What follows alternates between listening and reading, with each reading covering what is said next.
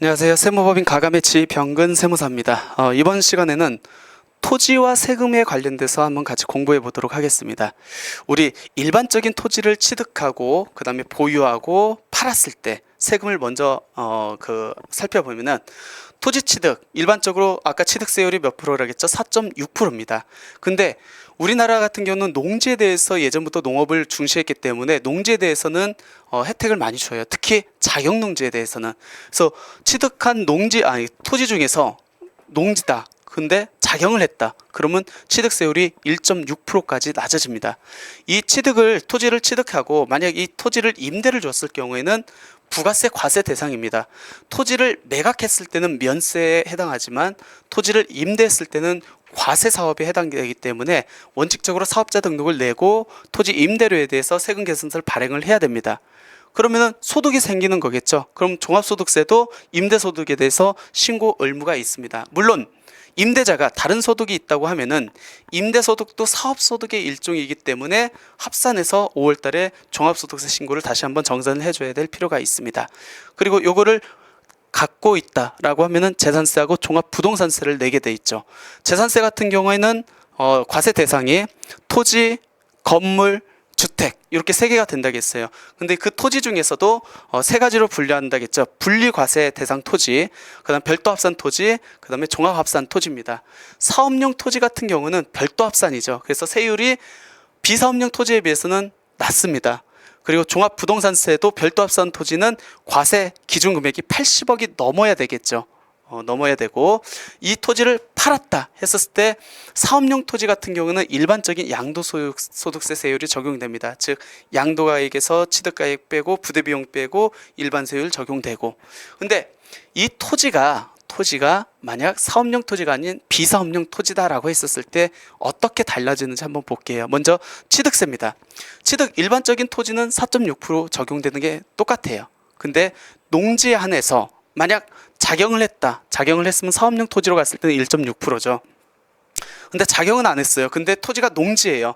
그러면 4.6%가 아닌 3.4%의 취득세율이 적용된다. 비사업용 토지도 나대지 같은 거를 임대를 줄 수 있으니까 주게 되면은 부가가치세가 과세 대상입니다. 그래서 임대료에 대해서 세금 개선서를 끊어야 되고요. 또 임대소득이 발생하니까 종합소득세에서 합산 신고를 해야 됩니다. 그리고 재산세는 사업용 토지는 별도 합산 토지로서 이제 세율이 좀 적게 적용되는 반면에 이 비사업용 토지는 종합합산 토지예요. 그렇다 보니까 세율이 다소 높게 적용되고 과세 기준 금액도 좀 낮게 측정되어 있습니다.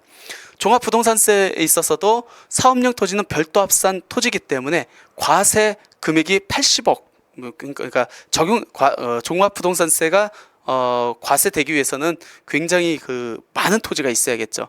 근데 비사업용 토지는 5억밖에 안 되기 때문에 종부세 과세될 여지가 상당히 크다라고 보시면 될 것 같습니다. 가장 큰 사업용 토지하고 비사업용 토지의 가장 큰 차이점은 뭐냐면 처분에 있어요. 우리가 처분했을 때 양도소득세를 내야 된다고 했는데 사업용 토지 같은 경우는 일반적인 양도세율이 적용되다 보니까 보유기간에 대한 혜택인 장기보유 특별공제도 적용받고 세율도 일반 세율이 적용됩니다. 하지만 비사업용 토지는 장기보유 특별공제가 배제가 됩니다. 엄밀히 말하면은 올해 세법 개정으로 해서 장기보유 특별공제가 적용은 되죠. 하지만 기산일을 2016년 1월 1일부터 하다 보니까 2019년까지는 공제가 안 되는 거나 마찬가지예요. 그래서 이제 공제 배제라고 기재를 했고요. 또 세율 적용에 있어서도 비사업용 토지는 일반 세율의 10%가 추가 과세가 됩니다. 그러면 당연히 사업용 토지가 좋지 비사업용 토지가 좋은 건 아니에요. 세금 혜택 측면에서. 그럼 절세 방안을 비사업용 토지를 사업용 토지로 전환해야만 세금 부담이 적습니다. 그러면 어떤 게 비사업용 토지고 어떤 게 사업용 토지인지를 알아야 될 거 아니에요. 그래서 한번 같이 살펴보도록 하겠습니다. 사업용 토지인지 비사업용 토지인지 판정 기준은 세 가지예요. 첫 번째는 사용 기준이라는 게 있습니다. 즉 6가지 지목으로 나눠요. 소득세법상 6가지 토지를 6가지 지목으로 나눠가지고 그 지목에 맞게 사용을 했느냐를 보는 기준입니다. 사용 기준. 두 번째 기준은 지역 기준입니다. 즉 6가지 지목에 대해서 있을 때 있느냐, 효율적으로 있느냐, 그걸 보는 게 지역 기준이고요. 세 번째는 면적 기준입니다. 쓸데없이 너무 많은 토지를 보유하고 있지는 않느냐라는 게 보는 게 면적 기준입니다. 이 사용 기준, 지역 기준, 면적 기준을 세 개로 엔드로 충족한 기간이 양도일 기준으로 해가지고 3년 중 2년, 5년 중 3년, 그 다음에 총 보유 기간의 60%를 충족을 했느냐, 그 여부를 판정해 보시면 될 것 같습니다. 한번 지목별로 같이 한번 볼까요? 먼저 농지입니다. 농지는 어떻게 사용해야 효율적이에요? 말 그대로 농사져야겠죠. 근데 세법상 농사 진다는 의미를 전업 농업으로 이렇게 보시면 될 것 같아요. 즉 근로소득이 있으면서도 농사를 충분히 질 수 있는데 그건 인정을 안 해주겠다. 그래서 제촌 작용을 해야 된다. 즉 농지 소재지에 주소를 담고 직접 너가 농업에 전념을 해라 라는 겁니다. 그러면 여기서 먼저 제촌의 의미를 한번 살펴볼까요? 제촌이라는 것은 농지 소재지에 주소를 담고 있어야 된다는 겁니다. 그러면 농지는 여기에 있는데 뭐 수원시라고 할까요? 근데 내가 사는 데는 용인시야. 그럼 시가 연접돼 있지 않잖아요. 그러면 제촌은 아니죠. 이런 경우에도 충분히 왔다 갔다 농사를 질 수 있으니까 세법에서는 제촌의 의무를 농지 소재지가 있는 요 수원시에 주소를 담고 있든지 아니면 수원시가 아니면 다른 시면은 농지 소재지하고 내가 사는 거하고 직선 거리로 30km 내에 들면은 제촌 농지 소재지에 있는 걸로 보겠다는 겁니다. 직선거리. 그러면 실무적으로 직선거리를 어떻게 확인할 수 있을까요? 요즘은 네이버 지도가 잘 돼 있죠. 네이버 지도에서 여기 찍고 하면은 이렇게 하면은 여기 키로수가 나옵니다. 이게 30km 이내면 직선거리로 30km 이내면은 그 제촌이라고 볼 수 있을 것 같습니다. 두 번째, 자경의 의미가 다툼의 실무에서 굉장히 많이 되고 있습니다.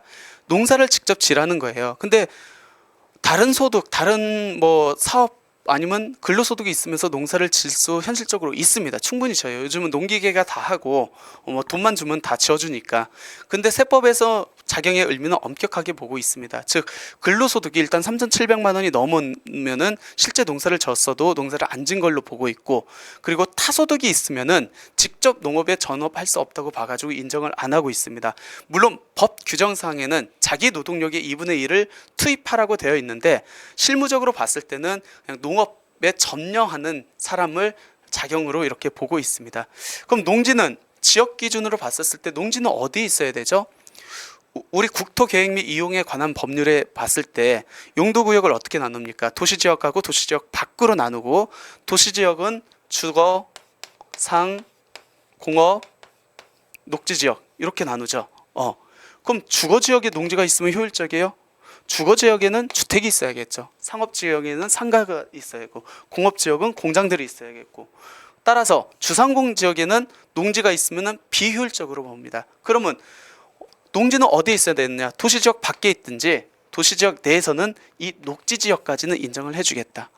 그리고 면적 기준 한번 볼까요? 농지를 많이 갖고 있다고 해가지고 비율적으로 볼 수 있을까요? 그건 아니잖아요. 그러니까 면적 기준에서는 제한이 없습니다. 임야 한번 볼까요? 임야, 사용. 임야는 산이죠. 산입니다. 산을 어떻게 물론 뭐 사용할 수는 있겠지만 통상적으로 산은 그냥 산으로서의 역할을 하고 있는 거잖아요. 그냥 주소, 임야 소재지에 주소만 담고 있어라. 이것도 똑같이 임야 소재지에 주소가 없으면은 시군구가 틀리면은 연접돼 있지 않으면은 직선거리 30km까지는 제촌으로 인정하고 해주겠다는 겁니다. 그러니까 임야는 보고 있어라 는 의미로 기억하시면 될 것 같고요. 지역 기준 한번 생각해 봅시다. 공원이, 내가 사는 주거 지역에 공원이 있다. 좋아요, 안 좋아요? 괜찮죠? 상업 지역에 공원이 있다. 좋아요, 안 좋아요? 괜찮죠? 공업 지역도 괜찮죠? 그래서 임야 같은 경우는 지역 기준에 제한이 없습니다. 그리고 면적 기준, 임야를 얼마까지 가지고 있으면 효율적으로 보겠다. 그런 기준도 필요가 없죠. 그래서 임야는 제촌 요건만 있어요. 즉 임야 소재지에 주소를 담고 있으면 사업용으로 보겠다는 겁니다. 세 번째, 목장용지 한번 볼까요? 목장용지는 어떻게 사용을 해야 효율적이라고 볼까요? 말 그대로 축산업을 영위해야겠죠. 축산업을 영위를 해야 사용 기준이 충족된다고 보고 있고, 지역 기준 한번 봅시다. 내가 주거 지역에 소 키우는데, 돼지 키우는 데가 있다. 좋아요, 안 좋아요? 안 좋죠. 냄새 나니까 안 좋을 거 아니에요. 안 된다. 상업지역도 안 된다. 공업지역도 안 된다. 그러면 너가 축산업을 하면 최소한 도시지역 밖에서 하든지 아니면 도시지역 내에서 녹지지역까지는 인정을 해줄게. 그리고 면적 기준을 한번 볼까요? 소를 한 마리 키우는데 축산업을 영위한다고 해서 소를 한 마리 이렇게 키워요. 근데 그 부수토지는 이만큼 됩니다. 효율적입니까? 비효율적이죠. 그래서 세법에서는 가축별 기준 면적이 있어요. 그러니까 소 한 마리는 얼마, 이 기준 면적을 초과했을 때는 비사업용으로 보겠다는 겁니다. 나대지 한번 볼까요? 나대지는 어떻게 사용하죠? 나대지는 그냥 잡종지라고 보시면 돼요. 거기는 건물이 올라가야 되죠. 그러니까 사업용으로 사용을 해야 됩니다. 건축물을 올려야 돼요. 지역 기준은 아무 의미가 없고, 면적 기준, 나대지가 요마직 있는데 내가 여기에다 주택을 10평이라고 할게. 10평인데 나대지가 예를 들어 극단적으로 1000평 가지고 있다.